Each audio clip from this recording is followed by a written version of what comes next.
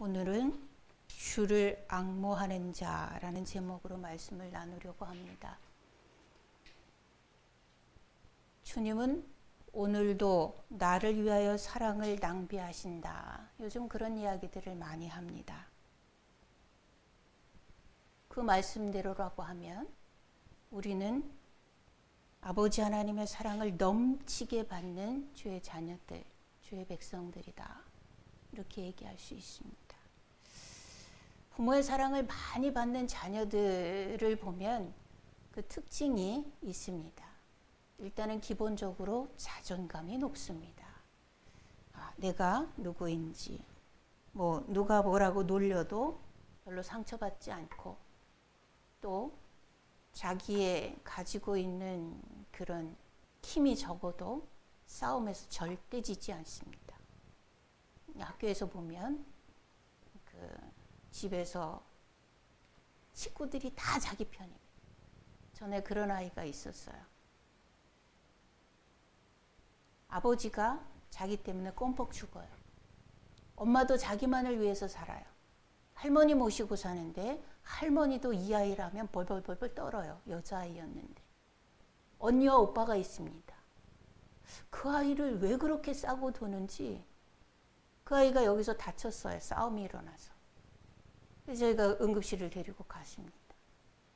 제일 먼저 뛰어온 게 언니, 오빠, 그 다음에 아버지, 엄마. 이 순서로 왔습니다. 그 아이는 커다란 남자아이와 싸웠거든요. 그것도 선배하고. 시컨트 들여 맞았죠. 남자아이가 힘이 세죠. 근데도 그렇게 심하게 맞으면서도 하나도 굴하지를 않아요. 이게 자기는 백그라운드가 있다. 이런 것이 평소에 그런 힘이 되는 것 같아요. 자존감이 높아요. 뭐를 해도, 실수를 해도, 우리같이 소극적인 사람들, 내성적인 사람들은 실수를 하면 굉장히 창피합니다.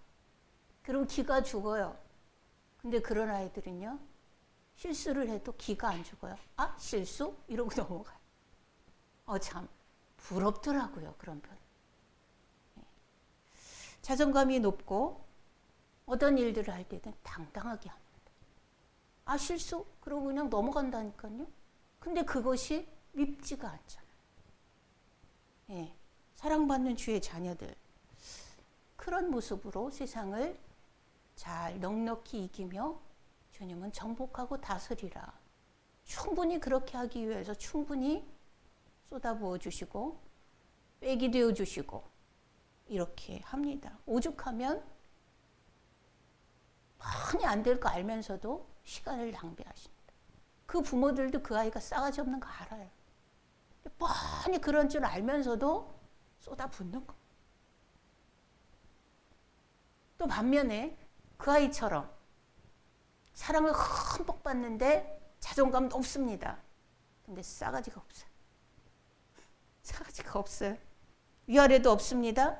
사리분별도 못하는 개망나니처럼 사는 아이들도 있습니다. 낭비하듯 퍼붓는 부모의 사랑, 낭비하듯 퍼붓는 하나님의 사랑, 그 사랑을 받고 살아가는 주의 자녀들, 그 부모의 아이들. 이런 사랑을 받는 하나님의 백성들은 늘 그 하나님의 사랑을 바라보면서 이곳에 그 사랑이 임하소서. 늘 같은 마음으로 바라보고 늘 구하는 그러한 자세를 앙모한다 혹은 앙망한다. 이렇게 성경은 표현하고 있습니다. 국어사전적인 의미를 찾아보면 앙망, 우러러 바라봄, 그리고 공경하고 흠모함, 이런 뜻입니다. 앙모는 우러러 사모함. 이렇게 사전적 해석을 하고 있습니다. 여러분, 우리가 무엇 때문에 여호와를 앙모함이라는 단어에 마음의 감동을 받게 하시는가? 그 이유는 이렇습니다. 여호와 하나님이 지속적으로 인자하심과 사랑을 계속 퍼부으시기 때문에 그래요. 필요할 때 내가 달라 그러면 그래? 응, 알았어, 주고. 그것이 아니라 그냥 계속 쏟아부어지는 거예요. 낮에 햇빛이 우리 모두에게 그냥 쏟아부어지듯이 쏟아부어지는 거예요. 우리 시편 63편을 읽었습니다. 안 읽은 부분이 있어요. 굉장히 중요한 부분은 안 읽은 부분이 있습니다. 어디죠? 63편의 표제어 제목입니다. 우리 한번 같이 읽어볼까요? 63편 1절 위에 있는 제목. 시작. 다윗의 시, 유다 광야에 있을 때에. 이 시는 다윗의 시입니다. 여러분, 이 63편을 읽으면서 느낌이 어떠셨어요? 굉장히 편안하고 이 양반 지금 즐거운가 보다, 이런 생각하지 않으세요? 그죠? 내용이 전체가 그래요. 우리가 복음성가도 있습니다. 주의 인자하심이 생명보다 귀함으로 주를 찬양하리라, 이런 찬양이 있습니다. 그 찬양 역시 굉장히 밝고 유쾌합니다. 예. 그런데 제목을 보면 다윗의 시인데 이 양반 지금 이렇게 기쁜 때가 아니라 유다 광야에 있을 때다, 그렇게 우리에게 이야기합니다. 왜 유다의 광야에 있을까요? 이 다윗은 지금 귀한 왕이지만 피난 갔어요. 왜? 반란이 일어났거든요. 누구에 의해서? 자기가 가장 사랑하는 셋째 아들 압살롬이 반역을 일으켰어요. 죽이겠다고, 다 죽이겠다 했습니다. 그래서 오랜만에 또 도망갔어요. 다윗은 이스라엘의 귀한 왕이지만 그의 일생을 보면 그다지 평탄하지는 않았어요. 평탄하지만은 않았어요. 평탄도 있었고 부도 있었고 귀도 있었지만 그의 인생은 그만큼이나 참혹함도 있었습니다. 그는 집안에서는 목동이었습니다. 홀로 어린 나이에부터 들에서 홀로 짐승을 지켰던 집안의 목동이에요. 그는 양과 염소와 가축들을 지키면서 요들송 부르고 노래하고 놀지 않았어요. 못했어요, 그렇게. 왜? 야생동물들이 자꾸 덤벼들었거든요. 그래서 그는 그렇게 얘기했어요. 곰이, 사자가 양을 물어갈 때 자기가 끝까지 쫓아가서 곰을, 사자를 죽이고 그 입을 벌려서 내 양을 꺼내왔나이다, 이런 얘기도 했어요. 요들송 부르고 놀지 않았다니까요. 막내이기 때문에 사랑을 흠뻑 받고, 아까 얘기했던 그 아이처럼 온 가족의 사랑을 흠뻑 받고 그렇게 살지 못했어요, 집안에서. 어떤 때에 그 증명을 볼 수 있냐 하면 사무엘이 사울을 하나님께서 버리고 이새의 집에 가서 내가 택한 자에게 기름을 부어 다음 왕이 되도록 준비시켜라 하셨습니다. 그래서 이새의 집을 찾아갔어요. 그래서 이새에게 이야기하고 아이들을 다 불러오라고 했습니다. 첫째부터 불러서 쭉 세웠어요. 1, 2, 3, 4 쭉 나갑니다. 그런데 첫째부터 하나님 이하입니까? 아니, 이하입니까? 8. 다 지나갔어요. 근데 거기에 다윗은 없었어요. 왜? 꼬라지가 무서워서 불러오지도 않았어요. 사랑받는 막내가 아니라니까요. 다윗은 집에서 그런 대접을 받고 살았던 아이였습니다. 예, 요들송 부르게 놔두지 않은 자연환경, 집안에 지지 없는 천덕꾸러기 막내. 형들을, 나이가 어려서 형들은 다 군대에 갔는데, 전쟁이 일어나서 다 군대에 갔는데 집안일 홀로 다 했습니다. 근데 아버지가 형들의 안부가 너무 걱정이 되고 궁금해서 다윗을 보냅니다. 대장들에게 줄 예물적인 떡과 형들에게 줄 음료와 음식과 이런 것들을 싸서 들려보내요. 그리고 형들의 안부를 가서 확인하고 살아있다는 증표를 가져와라. 못 믿는 거야, 아버지도 이 아들을. 증표를 가져와라. 예, 갔습니다. 근데 형들한테 갔어요. 형들이 살아있어요. 그래서 안부를 묻고 아버지 시킨 대로 했습니다. 그런데 막 이상한 소리가 들려와요. 형, 저거 뭐예요? 그랬더니 저 골리앗이라고 저 큰 놈이 나와서 지금 40일 동안을 저렇게 소리를 지르면서 우리더러 나와 싸우자고 저렇게 시비를 걸고 있다. 근데 무서워서 한 사람도 못 나가고 있다. 아니, 하나님을 모욕하는데 못 나가요? 나가 싸우지요. 임마, 너는 어려서 몰라서 그래. 지금 얼마나 지금 긴장되는 상황인데. 그랬더니 뭐라 그래요? 내가 나갈게. 형한테 혼났습니다. 근데 얼마나 상황이 절박한지 사람들이 내가 나갈게 하는 그 아이를 왕에게 데려갔어요. 사울 왕에게. 사울 왕이 보니 걱정이죠. 애가 나간다는데 자기 왕도 못 나가. 그 기라성 같은 대장들도 못 나가. 이 많은 군인들도 못 나가. 벌벌 떨고 오줌 지리고 있는데 애가 와갖고 내가 나갈게요. 안 돼, 넌 안 돼. 말립니다. 그런데 워낙 확고해요. 그러면 그냥 나가면 위험하니까 내 갑옷이라도 입고 나가. 그래서 갑옷 입히고 투구 씌웠습니다. 근데 작아갖고 질질질질 끌리네. 예. 그랬더니 다윗이 하는 얘기가 뭔지 아세요? 기억하세요? 저는 이 이야기가 늘 평소의 영성에 굉장한 영향을 미칩니다. 다윗이 이런 얘기예요. 내가 익숙하지 못함으로 입고 나가지 못하겠나이다. 싸움은요, 영적 싸움은 익숙한 영역을 가지고 하는 거예요. 우리의 생활 속에서 가지고 있는 그 영적인 성향과 취향이 우리의 영역이 되는 거거든요. 그걸 가지고 싸우는 거예요. 다윗은 그 얘기를 해요. 내가 익숙하지 못함으로 이 갑옷은 입고 나가지 못하겠나이다. 그래서 나가서 한 것이 뭐냐면 돌멩이 주순 거예요. 5개. 자기는 늘 곰하고 사자를 돌멩이를 던져서 마치고 그가 넘어지면 가서 빼왔거든. 돌멩이 던지는 건 자기가 자신 있거든. 근데 익숙하지 못한 거는 내가 장칼이라도 못 가져가겠나이다. 내 기관총이라도 막 핵이라도 못 가지고 나가겠나이다. 내가 돌멩이 들고 나가겠나이다. 돌멩이 주셨어요. 그러면서 나가면서 하는 얘기가 네가 누구간데 사시는 하나님 만군의 여호와를 욕되게 하느냐. 내가 만군의 여호와의 이름으로 너에게 나간다 하면서 막대기 들고 돌멩이 들고 나가니까 골리앗이 뭐래요? 네가 나를 개로 여기느냐? 조그만 게 우습게 그렇게 비웃었습니다. 그리고 날라온 돌멩이에 정확하게 정수리를 맞고 죽었습니다. 칼이 없어요?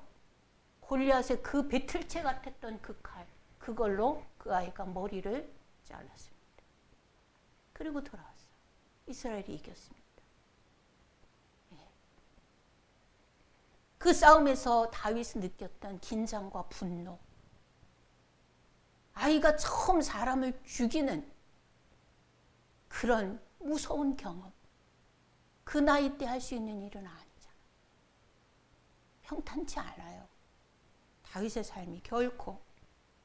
다윗은 이스라엘에서 노래 제일 잘하는 사람이에요.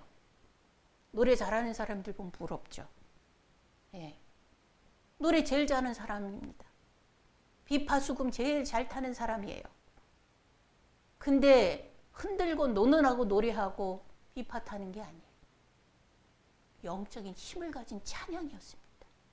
그래서 사울 왕이 귀신 들렸을 때에 그렇게 노래하고 악기를 연주하면서 그 귀신을 쫓아줄 만큼 그만큼 영역 있는 찬양을 할 줄 아는 사람이었습니다.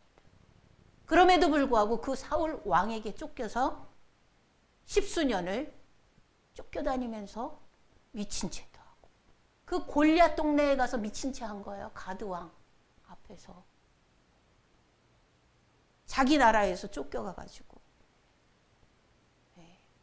사울 왕의 대적이 된 자. 그리고 도망합니다. 도망이라는 게 뭐예요? 먹을 게 보장이 됩니까? 안전이 보장이 됩니까? 누구든지 와서. 근데 자기 혼자 도망 다니는 게 아니에요. 다윗을 알고 있는 사람들, 다윗을 쫓는 사람들이 400여 명. 자기 가족들 뭐 이런 사람들 다 하면 700여 명이죠. 그들을 다 데리고 도망 다니는 거예요. 쉽겠어요? 그런 삶을 오래도록 살아냅니다. 다윗 자신은 그럼 늘 하나님 앞에 정직하고 바르게만 섰느냐? 아니에요. 죄도 짓고 사람도 죽이고 음모도 계획하고 간음도 하고 이렇게 죄 짓고 그래서 징계도 받습니다. 간음해서 낳은 아이가 이래 만에 죽잖아요. 자식을 나보다 앞세우는 것이 그것이 우리는 다 경험이 없지만 사람들의 말에 의하면 그 고통은 살면서 겪을 수 있는 고통은 아니라고 합니다. 그 고통도 겪었어요, 다윗은. 여러분 회개해 보셨죠? 회개할 때 얼마나 하나님 앞에 가슴이 찢어져요. 무너지잖아요. 은혜를 하나님이 기도할 때 은혜를 주시려면 먼저 눈물을 빼게 하시죠. 내가 안 할래도 은혜가 임하면 눈물이 나옵니다. 그래서 어떤 목사님은 회개가 안 되고 눈물이 안 나오면 은혜 받고 싶으면 눈을 이렇게 쑤셔서라도 울으라고 그런 얘기도 해요. 다윗은요. 그 죄로 인해서 하나님 회개시키실 때요. 침상이 그 눈물로 떴다 그랬어요. 얼마나 울었는지 진짜 침상이 떴는지 그만큼이다라는 얘기를 했는 건지는 잘 모르겠고 그만큼 괜히 울어요? 눈물은 괜히 나오나요? 가슴이 찢어지죠. 무너지죠. 할 말이 없죠. 그런 회개를 할 수밖에 없었던 그 다윗. 그 다윗이 지금 표자에 보면 다시 유다 광야에 있을 때다 라고 얘기를 합니다. 아까 말씀드린 것처럼 셋째 아들, 그 사랑하는 아들 압살롬이 반역을 일으켜서 도망가서 부른 노래가 바로 이 시편 63편입니다. 피난의 과정도 순탄치 않았어요. 피난 가는 길이 굉장히 급하잖아요. 여유 있게 노래하면서 가요? 아니면 내가 숨이 차니까 천천히 갈 수 있어요? 아니죠. 급하게 도망가야 되니까.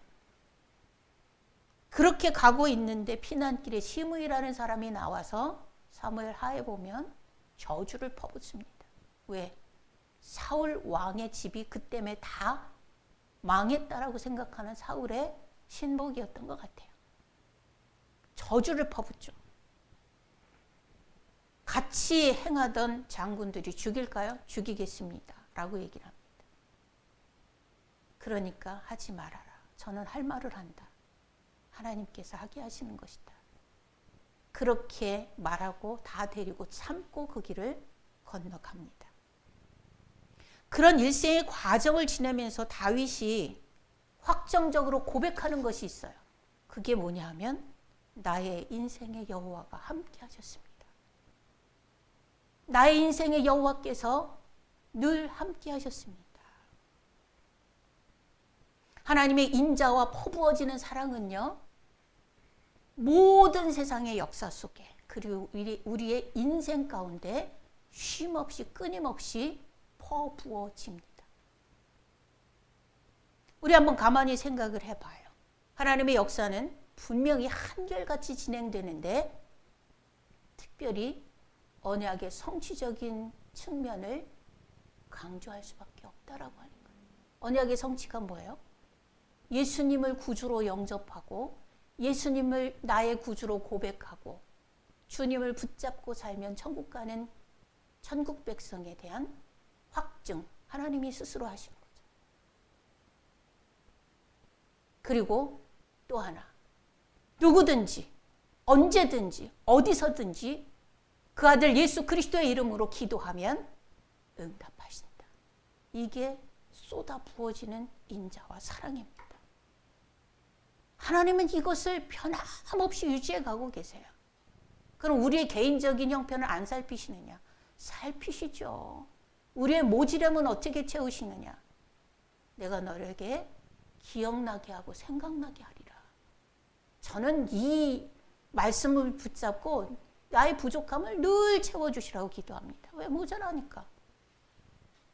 지금까지 여기까지 오면서 시험도 숱하게 봤잖아요. 여러분, 목사가 되는 게 자랑은 아니지만 쉬운 길은 아닙니다.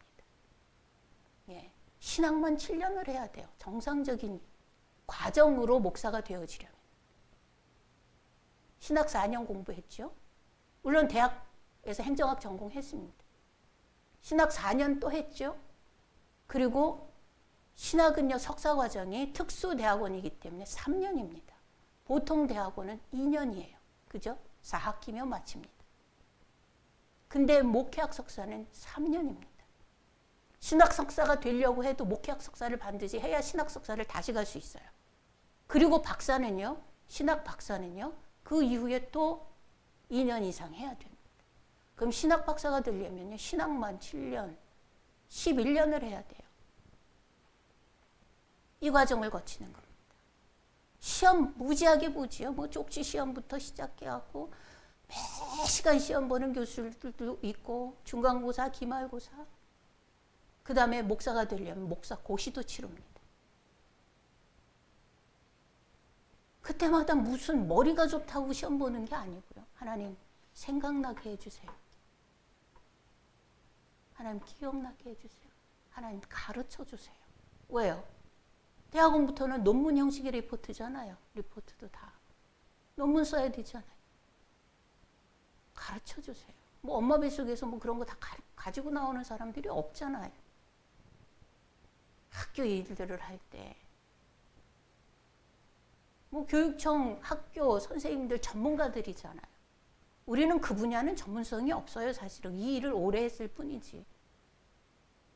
그럼 꿀릴 수는 없잖아요. 기도하는 거예요. 하나님 생각나게 가르쳐 주세요. 순간순간 모든 사람들을 대할 때 주님 생각나게 하시고 가르쳐 주세요. 하나님은 늘 그렇게 어디서든지 누구든지 어느 곳에서든지 기도하면 성경에 기록되어진 모든 주장과 약속들을 다 내게 이루어 주시는 그 폭탄 같은 인자와 사랑을 쏟아붓고 계시다. 그런 하나님의 사랑은 개인이 가진 조건에 그것 때문에 변하지는 않습니다. 개의치 않으십니다. 내가 어떤 모지랭이 같은 짓을 했든 어떤 망나니 같은 짓을 했든 내가 지금 풍부해서 삐까삐까 괜찮게 살든 없어서 어렵게 살든 상관없이 하나님의 그 사랑과 인자하심은 전혀 내가 가진 삶의 조건이나 인격의 조건이나 스펙의 조건에 전혀 개의치 않습니다. 하나님은 하나님의 성품대로 하나님의 약속대로 그 약속을 일관되게 지속적으로 행해 가고 계십니다. 그러니까 다윗이 오늘 1절 2절에 보면 도망가서 그 얘기를 해요. 우리 1절 2절 같이 한번 읽어보죠. 시작. 하나님이여 주는 나의 하나님이시라.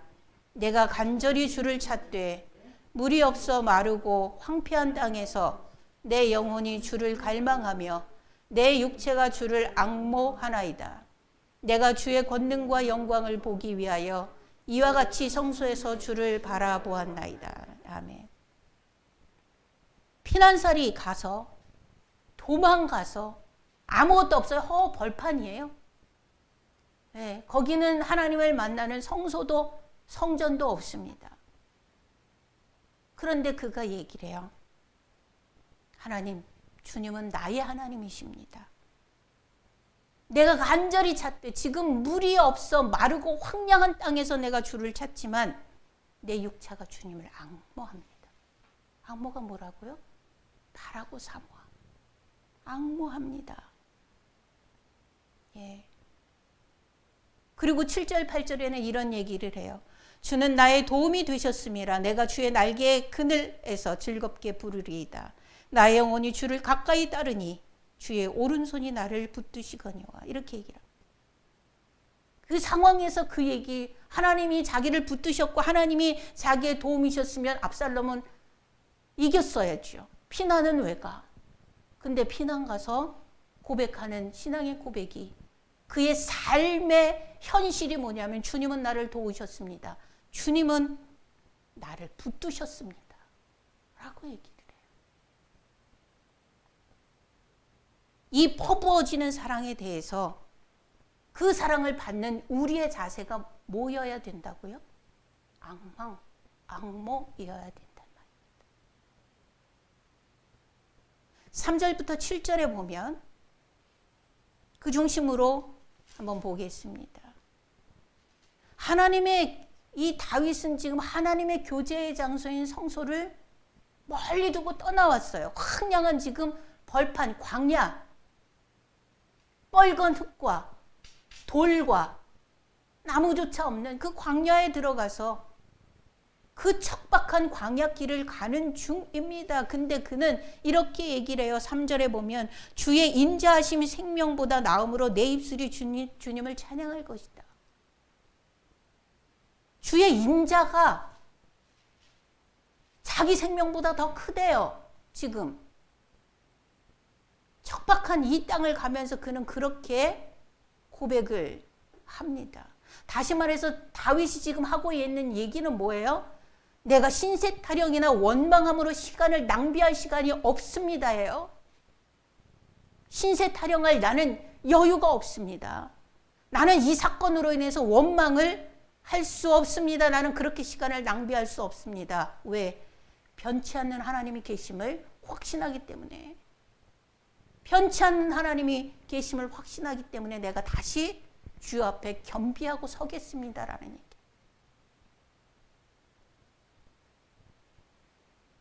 이래서 다윗이 하나님의 마음에 합한 자라는 평가를 받는 겁니다. 왜요? 이스라엘 백성들의 역사를 한번 쭉 보세요. 이스라엘 백성들은요, 가만히 보면 환경에 따라 지독하게 변덕스러운 모습을 보여요. 아, 참, 사람이 이럴 수 있나? 낯간지럽다. 이럴 수 있나? 구약 성경을 쭉 읽다 보면, 아휴, 읽으면서도 답답하고 화가 나는 때가 많이 있습니다. 나도 그러겠지만, 내로남불이라고. 예. 내가 하면 롬에서 남이 하면 불륜이라고. 나는 비록 그렇게 살아도 얘네들의 이 기사를 보면서는 아우, 그런 생각이 절로 들죠. 이 일에 대해서 자꾸 그렇게 변덕스럽게 이랬다 저랬다. 하나님의 사랑은 계속해서 쏟아부어지는데 지들이 이랬다 저랬다 하는 모습을 보면서 이사야 선지자는 그거는 악모함이 아니야. 하나님의 그 큰 사랑과 인자가 쏟아부어지는 그 속에 특별하게 구원받은 너희들이 그렇게 하는 것은 그것은 아니야 라는 얘기를 합니다. 우리 한번 찾아봅니다. 이사야서 31장 1절로 3절입니다.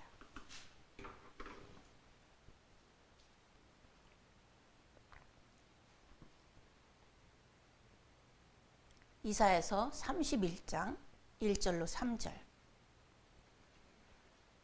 구약성경 사자를 찾으시면 돼요. 약자 사자. 시편 뒤로 갑니다. 시편, 잠언, 전도서, 아가, 이사야. 31장 1절로 3절 같이 읽습니다. 시작.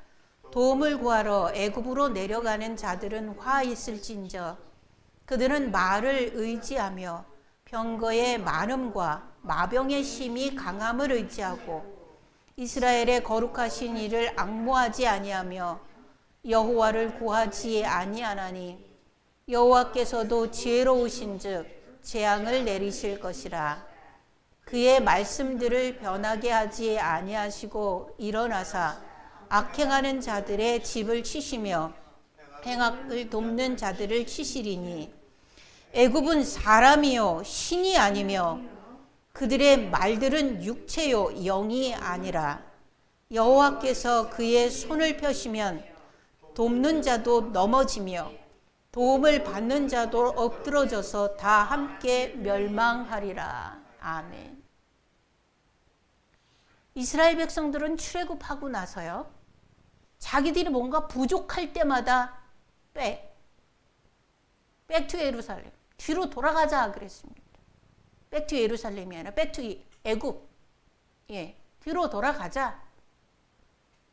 애굽에 있을 때는 모두 먹고 애굽에 있을 때는 집도 있었고 애굽에 있을 때는 모두 있었고 좋고.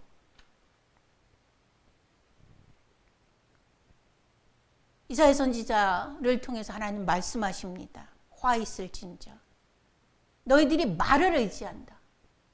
병거의 많음과 마병의 심히 강함을 의지한다.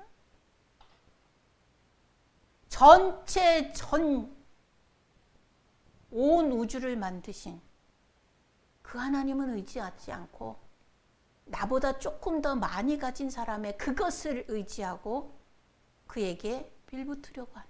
이 얘기예요. 거룩하신 이를, 이스라엘의 거룩하신 이를 앙모하지 아니하며 여호와를 구하지 아니하며. 그래서 하나님도 생각이 있는데 재앙을 내리시겠다, 이 얘기가 2절이에요. 자, 3절을 아프게 다시 한번 보십시오. 애굽은 사람이요 신이 아니며 그들의 말들은 육체요 영이 아니라 여호와께서 그의 손을 펴시면 돕는 자도 넘어지. 그 사람도 네가 하나님을 구하지 않으면 네가 도움을 받으려고 하는 그 사람도 넘어져. 없어, 그 사람도. 이 얘기입니다.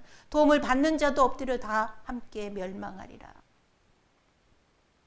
여호와를 앙망함이 우리의 유일한 인생의 해결책이고 힘인 줄 믿습니다. 평창의 사모님이 얼마 전에 그 얘기를 해요.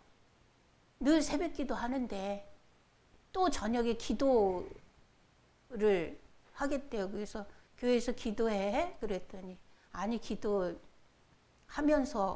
성도들 모아서 기도하려고 성도들을 모았대요. 그래서 열심히 하네? 그랬더니 사모님 말이 저에게 굉장히 큰 도전이 됐습니다. 악착같이 기도하려고. 기도를 악착같이 한다라고 하는 사람 나는 내 평생에 처음 봤어요. 악착 같다라고 하는 그 말의 어감이 우리에게 부드럽고 선한 느낌을 주지는 않습니다. 근데 사모님이 악착같이 기도하겠다라는 얘기에 제가 큰 도전을 받습니다. 왜요? 우리가 기도하면, 예수님의 이름으로 기도하면 하나님이 주시는 응답을 받을 수 있어요. 생각을 넘어가고 상황을 넘어가고 조건을 넘어가고 모든 일들의 순서를 넘어가는 크고 기이한 일로 주시는 그 응답을 받을 수가 있어요. 그런데 그 응답 받을까 봐 막는 존재는 첫 번째, 육신 중심으로 살아갔던 우리의 죽을 습관. 두 번째, 우리가 하나님의 사람으로 능력을 갖고 기도하며 세상을 정복하며 이 조건을 거스려 살 수 있는 능력을 받기를 그 꼴을 못 보겠는 사단, 마귀 귀신. 그런 막음이 있기 때문에 악착 같다라고 하는 그런 단어가 역시 맞겠다 싶습니다. 이스라엘 백성들은 지금 이 자기들이 겪는 어려움이 지금 현재 뭐를 갖고 이야기하는지 잘 모르겠죠. 이사야서를 읽어보시면 그 앞에 31장 1절부터 3절이니까 30장 29장 그 앞을 보면 나오지요. 그들이 뭔 짓을 했는지. 예. 그런 가운데서 하나님을 구하지 않는 거예요. 하나님 아버지 여호와여 도우소서를 하지 않는 거예요. 그리고 애굽의 마병, 그들의 많음과 강함을 돌아보면서 거기에 의지하려고, 우리 여기서 죽지 말고 차라리 거기 가서 다시 노예로 살자, 우리 받아달라고 요청해보자, 이러는 거예요. 여러분, 언제까지 우리는 그렇게 사람의 손에, 인간의 삶의 조건에 많음과 강함에 의지하면서 기대어서 그쪽을 구하면서 모자라죠. 부족하죠. 필요하죠. 근데 여러분 이 결단 한번 해보실까요? 하나님이 설마 죽이시겠어?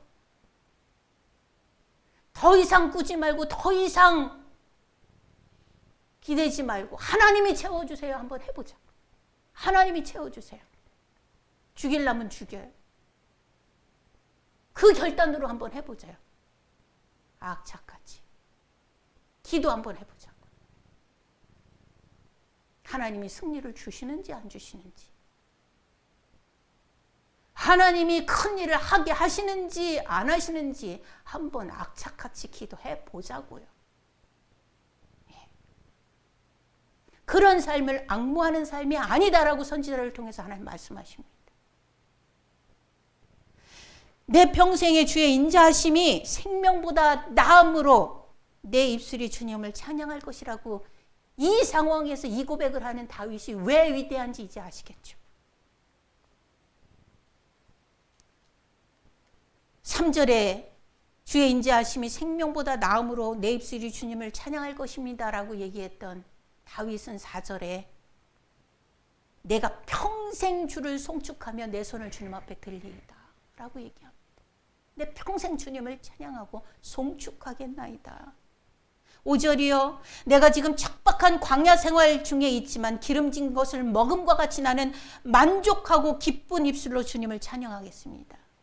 지금 다윗이 고기 잡아먹고 기름 먹고 화려한 그런 화려한 옷을 입고 왕궁을 거닐고 있나요?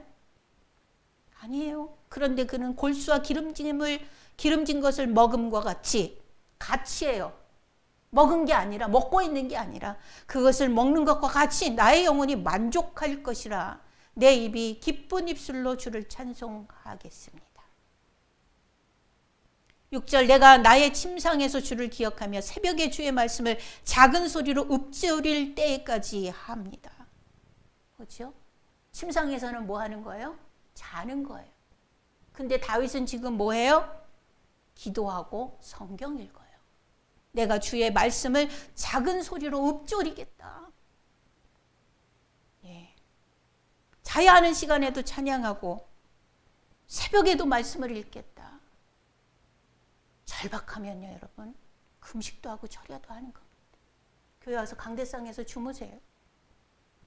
지금 앉은 자리에서 기도하는 것도 참 귀한 일이지만 강대상에 올라와서 기도하는 건 또 다른 역사를 일으킵니다.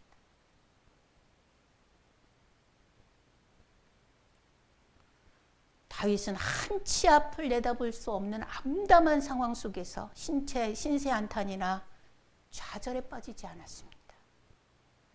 그는 과거에 베풀어 주신 하나님의 은혜를 되새기면서 거기서 위안과 소망을 얻고 용기와 활력을 찾는 편을 택했습니다. 그 결과는 8절로 10절에 한번 눈으로 따라가 보십시오. 그 결과는 나의 영혼의 주를 가까이 따르니 주의 오른손이 나를 붙드시거니와 나의 영혼을 찾아 멸하려 하는 그들은 땅 깊은 곳에 들어가며 칼의 세력에 넘어져 승냥이의 먹이가 되리이다. 왕은 하나님을 즐거워하리니 주께 맹세한 자마다 자랑할 것이나 거짓말하는 자의 입은 막히리로다. 결국 뭐예요? 대적하는 자, 그들은 땅속에 들어갈 것이고 거짓말로 나를 괴롭힌 자들은 입이 막힐 거다. 그러나 나는 내 평생에 지금 내 꼬라지가 이럴지라도 만족스럽게 주님을 찬양할 거다. 왜? 하나님이 나를 도우셨으므로 그의 오른손이 나를 붙들고 계심으로 이 고백을 합니다. 이사야 선지자는 이것은 앙망하는 거 주님을 앙모하는 삶이 아니야 라고 얘기를 하면서 진짜 앙모하는 자의 삶, 그의 결과는 이렇다라고 축복적인 메시지를 선포합니다. 이사야서 40장 27절로 31절 한번 찾아봅니다.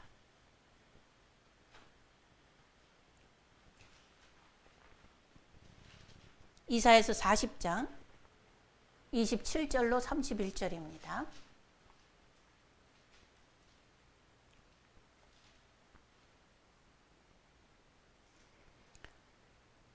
이사야서 40장입니다. 27절로 31절 같이 읽습니다. 시작.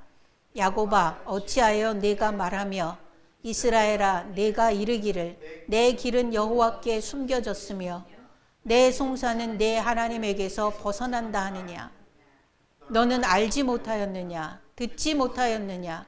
영원하신 하나님 여호와 땅끝까지 창조하신 이는 피곤하지 않으시며 곤비하지 않으시며 명철이 한이 없으시며 피곤한 자에게는 능력을 부어주시며 무능한 자에게는 힘을 더하시나니 소년이라도 피곤하며 곤비하며 장정이라도 넘어지며 쓰러지되 오직 여호와를 앙망하는 자는 새 힘을 얻으리니 독수리가 날개치며 올라감 같을 것이요 다름박질하여도 곤비하지 아니하겠고 걸어가도 피곤하지 아니하리로다. 아멘. 보통 사람들은 어려운 일들을 당할 때 하나님이 어디 계셔? 그런 이야기와 생각들을 할 수 있습니다. 예.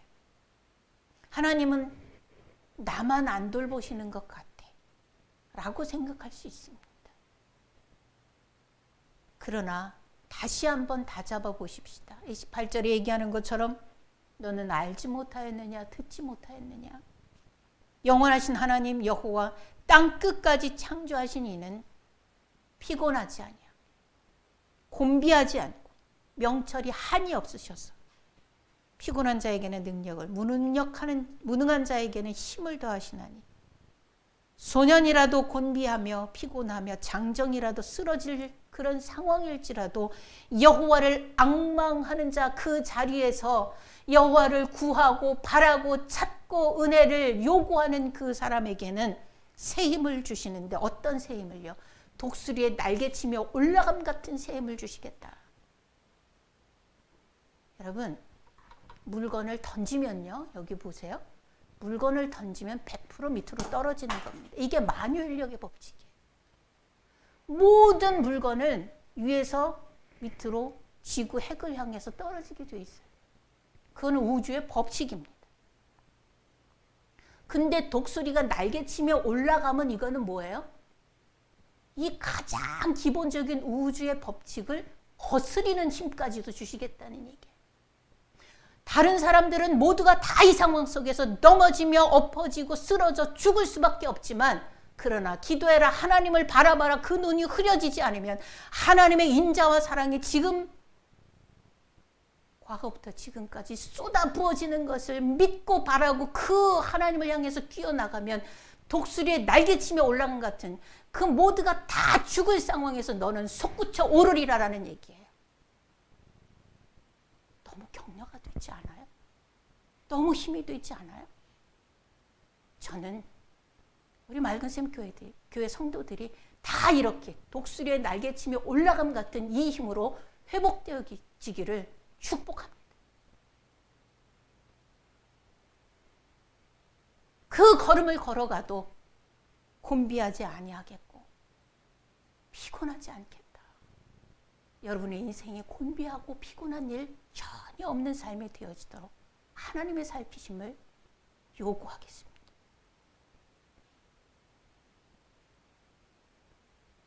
하나님은 에베네셀의 하나님입니다. 에베네셀의 하나님이 무슨 뜻이죠? 여기까지 도우셨다. 내가 지금 처한 여기까지 어디까지요? 내가 지옥 같은 그 자리에 있을지라도 거기까지도 내려오시는 거예요. 예수님 십자가에 못 박혀 죽으시고 3일 만에 부활하셨어요. 3일 동안 그냥 가만히 계셨어요? 바울은 그렇게 얘기합니다. 수월에 내려가셨었다. 지옥에 내려가셨었다. 거기까지 내가 거기 있다면 하나님을 바라보는 하나님의 사랑을 받고 하나님을 사랑하는 내가 거기 주저앉아 있어도 주님은 내가 거기 있으면 거기까지도 또 내려오실 거예요. 그게 하나님의 사랑입니다. 그게 하나님의 사랑입니다. 이 사랑을 충분히 받고 있는 우리들, 내가 인지를 하든 못하든 하나님의 사랑은 여전히 낮에 우리에게 햇빛이 쏟아부어지는 것처럼 쏟아부어지고 있습니다. 그 하나님의 사랑을 앙모하고 나아가는 여러분들에게 열어짐에 에바다, 열어짐의 축복이 충만히 임하기를 축원합니다. 기도하겠습니다. 살아계신 아버지 하나님, 감사합니다. 우리의 조건대로, 우리의 정서대로 우리를 다루지 아니하시고 하나님의 성품대로, 하나님의 약속대로, 하나님의 법대로 우리를 사랑해 주셔서 감사합니다. 주님, 그 사랑과 인자하심에 겨워 망나니처럼 사는 것이 아니라 그 인자와 사랑에 겨워 주님, 당당하게 살아가는 우리 성도들 되어지게 하여 주시옵소서. 주를 앙모함이 우리 인생의 답인 것을 이제 알고 우리 역시 어떠한 상황에서든지 연약한 무릎을 하나님 앞에 세워 일으키는 놀라운 힘을 주님 앞에 공급받는 성도들 되어지게 하옵소서. 예수 그리스도의 이름으로 기도하옵나이다. 아멘.